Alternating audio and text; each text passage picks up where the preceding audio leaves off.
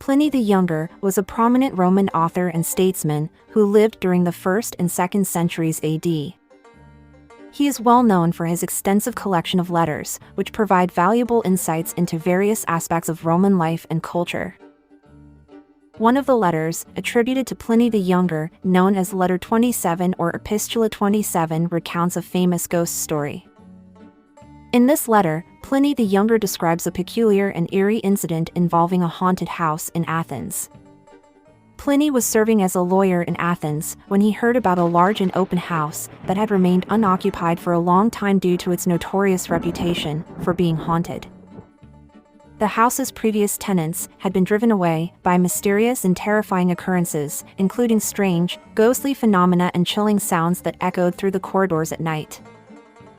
Those who lived in the house accounts the room grew colder. In the silence of the night, if you listened with closer attention, the rattle of chains was heard. The sound seemed to be far away, but it gradually came closer and closer. Then there would appear the ghost in the form of an elderly, lean and disgusting man with long hair and beard. As the ghost moved, he made the sound of rattling chains, which were on his hands and feet. From time to time, even after the ghost disappeared, people still remembered the scary sight, and their fear lasted longer than the ghost's presence. As a result, the house was left empty. Pliny writes, "I am extremely eager, therefore, to know your sentiments concerning spirit. Whether you believe they actually exist and have their own proper shapes and a measure of divinity, or are only the false impressions of a terrified imagination." Ghost sightings have been reported in England for centuries. One of the 16th century ghost sightings in England that has been reported quite frequently stands out as notable. Anne Boleyn, the second wife of King Henry VIII, was famously executed in 1536.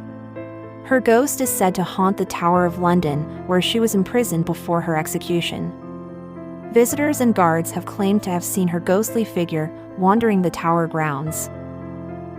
Anne Boleyn married King Henry VIII in 1533, and her marriage to the king led to the English Reformation, a religious and political transformation in England. Although her failure to produce a male heir and her strained relationship with the king led to her downfall. She was accused of adultery, incest, and treason and was subsequently arrested and imprisoned in the Tower of London in 1536. Anne Boleyn's imprisonment in the Tower of London ultimately ended with her execution. On May 19, 1536, she was beheaded at the Tower Green, a courtyard within the Tower complex.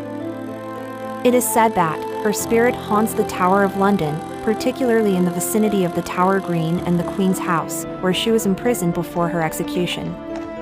Visitors, tourists, and even guards at the Tower of London have reported seeing the spirit of Anne Boleyn. She is often described as appearing in the form of a lady in white and headless, carrying her severed head under her arm. General Dundas, a military officer, reported seeing the ghost of Anne Boleyn at Tower of London in 1864. She was said to be floating toward a guard in the courtyard, where she was once imprisoned before her death.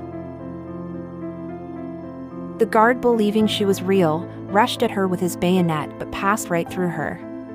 Realizing he had encountered a ghost, the guard promptly fainted.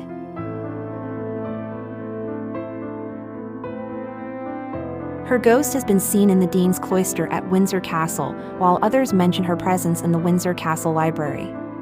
She's been seen standing in the window, and one story tells of her being seen running down one of the corridors of the castle, her headless body clutching her screaming head. She's seen in a carriage drawn by 4 horses and a headless horseman. Once she reaches the hall, she wanders the corridors from evening until morning, still holding her head. This happens every year on May 19th, the date she was supposed to be executed.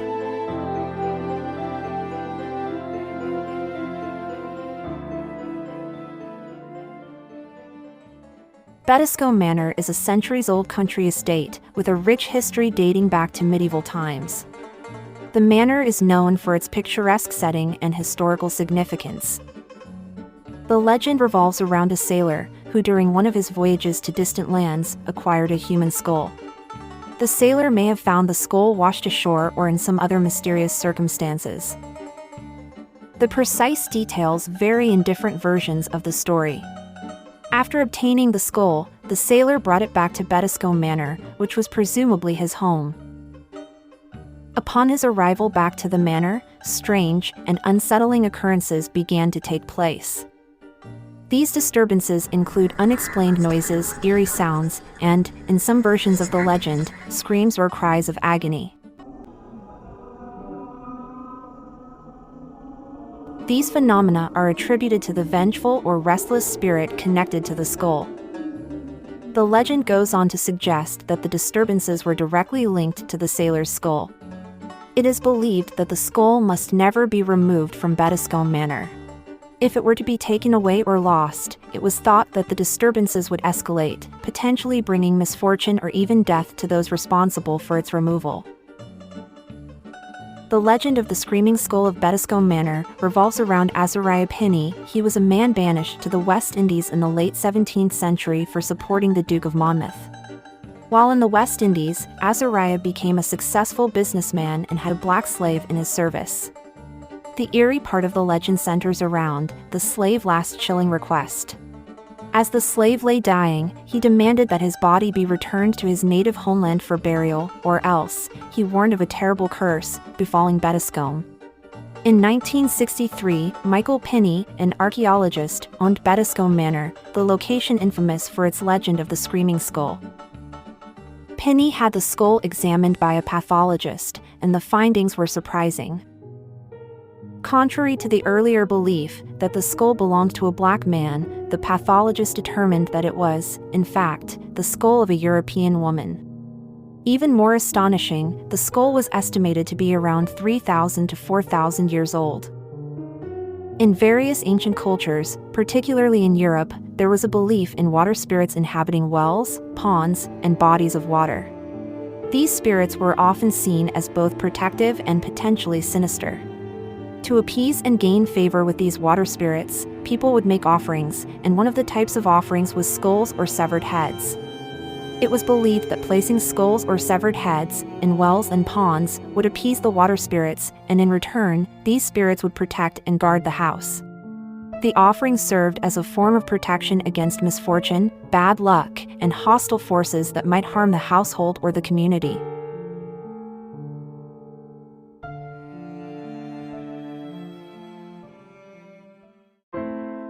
The Villisca Axe Murder House is located in Villisca, Iowa, which is a notorious location known for a gruesome and unsolved murder that occurred there in 1912.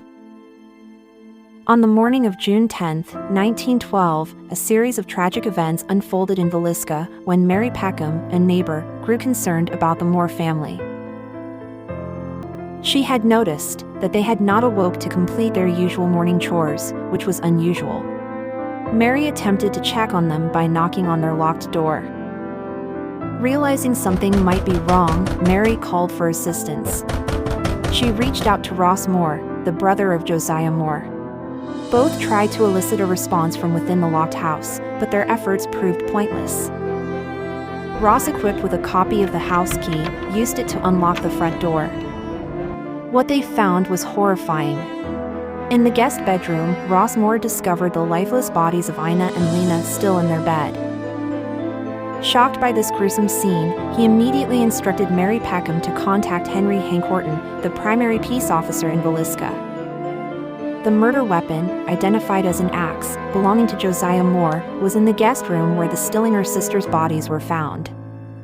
The Villisca axe murders cast a dark shadow over the town and remain an unsolved and haunting mystery. The killer initiated the attack in the master bedroom, where Josiah and Sarah Moore were asleep. Josiah suffered a greater number of axe blows than any other victim, resulting in extensive facial mutilation that led to the removal of his eyes. The killer or killers used the blade of the axe on Sarah, while using the blunt end on the rest of the victims. Herman, Mary Catherine, Arthur, and Paul were next bludgeoned in the head in the same manner as their parents.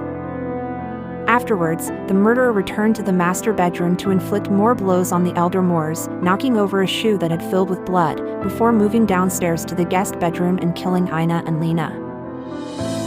Seemingly afterwards, a 4-pound slab of bacon was taken out of the icebox and laid next to the axe. Investigators also found untouched food and bloody water during the search.